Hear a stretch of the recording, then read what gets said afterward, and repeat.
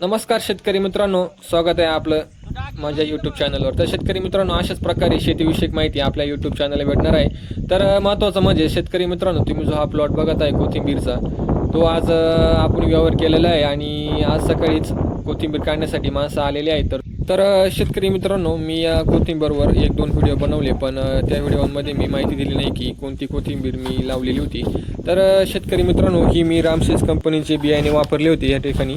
तर शेतकरी मित्रांनो, हे 27 गुंठ्याचं वावर आहे आणि याच्यामध्ये मी कमीत 13 किलो एवढे बियाणे मी लावलेले होते, हाताने टोकून लावलेले होते।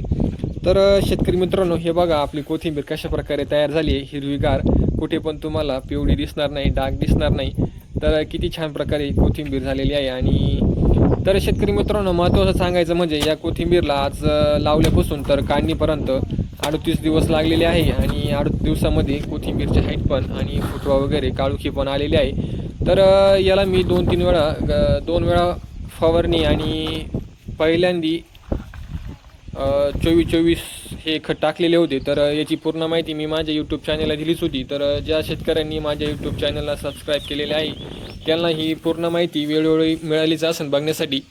तर शेतकरी मित्रांनो, कोथिंबीर पीक एवढं सोपं आहे का तुम्हाला कमी खर्चात आणि कमी कालावधीत तुम्हाला चांगल्या प्रकारे पैसे करून देऊ शकतं। शेतकरी मित्रांनो, हे पण एक जुगार आहे, कधी याला बाजार राहतो कधी नाही राहत।